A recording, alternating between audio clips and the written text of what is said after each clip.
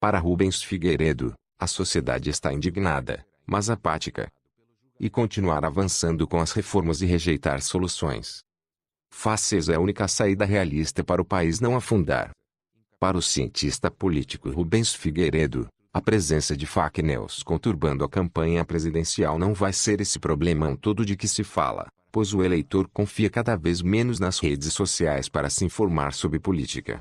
Mas ele admite que no Brasil, indignação virou categoria de análise, e ganha discussão aquele que se mostrar mais indignado.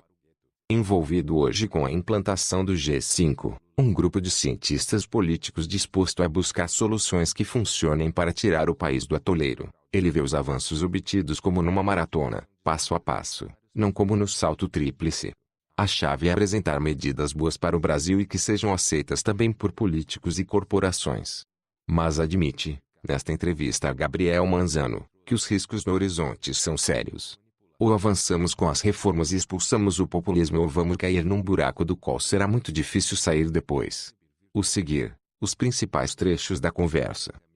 Muita gente anda perplexa com a naturalidade com que a classe política ignora o interesse público e o espírito republicano. O comércio de votos por dinheiro e favores ocorre às claras, sem receio de nada. De que modo voltaremos a um padrão civilizado? Eu sou muito cético em relação a uma reforma política definitiva, tipo uma reforma revolucionária.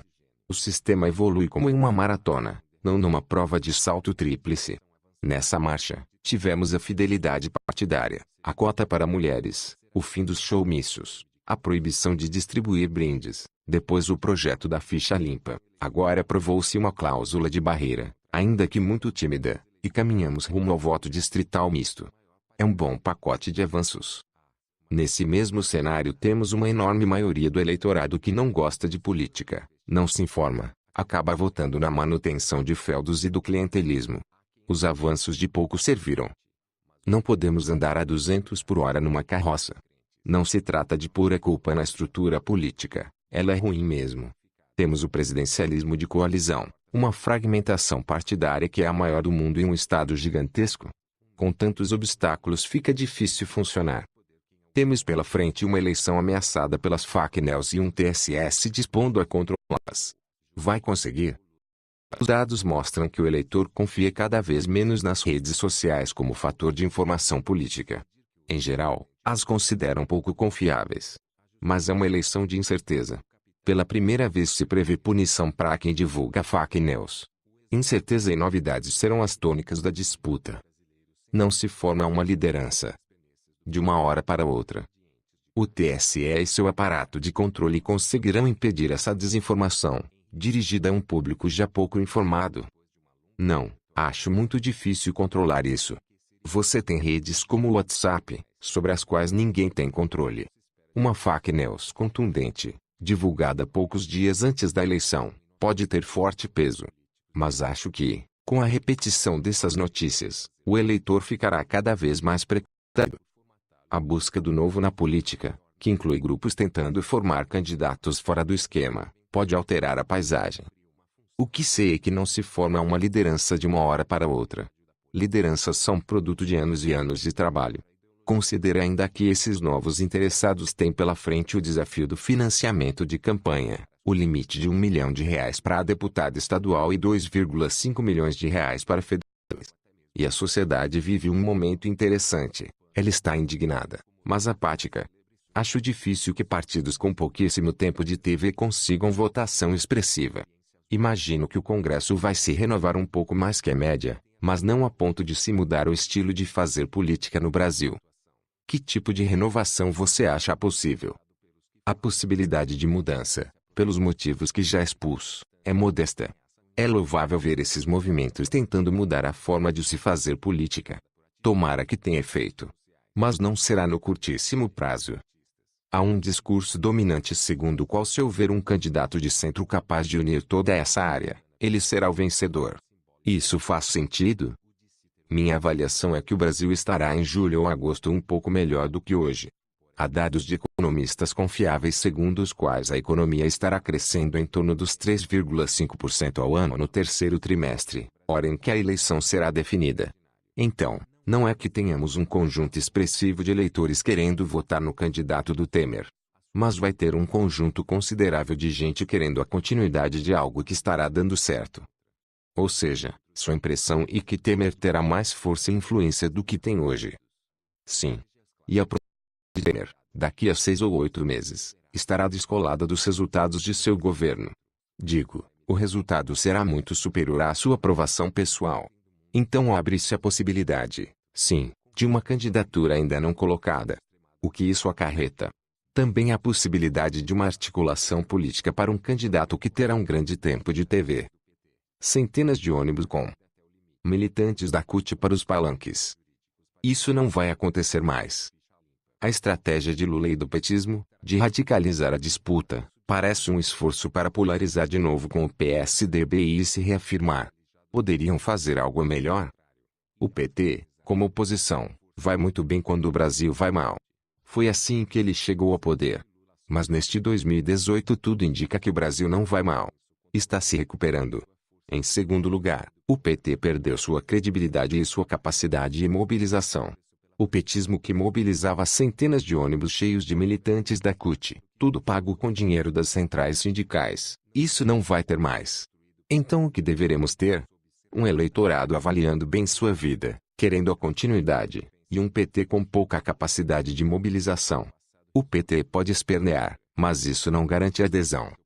Como explicar, então, a liderança de Lula, em alguns casos folgada, em pesquisas do Ibope e do Datafolha? O Lula é um ídolo, um fenômeno. Depois, há uma lembrança nostálgica do período Lula de quando pessoas de baixa renda compraram celulares, viajaram de avião, de navio. Ficou uma ideia de paraíso daquela época. E na cabeça de grande parte dessas pessoas o Lula fica fora do problema da corrupção, por manter a imagem de que, como político, com todos eles, mas fez algo a seu favor. Assim, seria uma injustiça puni-lo. Isso explica a intenção de voto que ele tem. O eleitorado típico de Lula que é uma senhora de 40 anos, que mora numa pequena cidade do Nordeste. Esse pessoal não vai sair na rua. Ele tem voto, mas não tem mobilização. É improvável que esses dados virem tendência de maioria nacional. Acha possível fazer uma comparação entre o clima de fim de feira do atual governo e crises sérias vividas por outros governos no passado, cujas imagens eram tão negativas quanto a de Temer hoje? Olha, no Brasil indignação virou categoria de análise. Num debate, atualmente, ganha aquele que se mostra mais indignado. Acho que falta pé no chão para se avaliar o que pôde ser feito para o país sair bem de 2018, que é um ano-chave. Ou avançamos com as reformas e expulsamos o populismo ou vamos cair no buraco do qual ficará mais difícil sair depois. O que é, para você, avançar com as reformas? Você tem de ter uma eleição com muitos parlamentares que apoiem as reformas. Hoje a Previdência dá 170 bilhões de reais de déficit por ano. O déficit total é de 560 bilhões de reais por ano. Isso não pode continuar. Tem de mudar a Previdência, fazer uma reforma no federalismo, mexer no sistema tributário. Um economista, o Marcos Mendes, selecionou outros 27 países parecidos com o Brasil e os comparou. O que deu? Que o Brasil é o 28º em abertura comercial. O 28º em taxa real de empréstimo bancário. O 28º em tempo requerido para obrigações tributárias. O 27º em quantidade de carga tributária. E o 23º em facilidades para fazer negócios. Desse jeito, a gente não cresce. O sistema funciona, mas a um custo altíssimo. Você se juntou a alguns outros cientistas políticos e criou um grupo de análise e consultoria para candidatos. O que vocês têm para dizer a eles? A nossa ideia, por conta dessa decadência moral, dessa indignação que virou análise, é lembrar que nenhum país fechou por causa desses problemas, nenhuma classe política foi aniquilada. A indignação é muito boa para gerar raciocínios. Pretendemos criar documentos e estudos que colaborem na busca de solução moderada. Você não renova 100% do Congresso, não acaba com a classe política, não joga fora tudo que foi construído. Tem de trazer bom senso ao debate, achar uma saída factível. Há medidas que são boas para os políticos e as corporações. Essas não são boas para o Brasil, mas são adotadas. Há medidas que são boas para o Brasil, mas contrariam interesses dos políticos e das corporações. Essas não passam. Nossa ideia é sugerir propostas boas para o Brasil que sejam aceitas por políticos e populações. Você se sente otimista? Estou otimista. Examinando dados objetivos, inflação, crescimento do PIB, juros, desempenho das estatais, reforma trabalhista, PEC do teto, responsabilidade fiscal, política externa decente, etc., percebe-se que o país melhorou muito. É seguir avançando. Usar a indignação para construir e evitar o populismo estéril a todo custo. Lembrando que esse ano tem eleições, e que não podemos eleger nenhum político citado ou condenado na Operação Lava Jato. Temos que limpar esse país com o nosso voto. Eu sei que muitas pessoas querem a intervenção militar, mas enquanto isso não acontece tem que ser com o nosso voto. É isso aí, pessoal. Se você gostou dessa notícia, acione o sininho e se inscreva no canal. Um forte abraço e que Deus abençoe.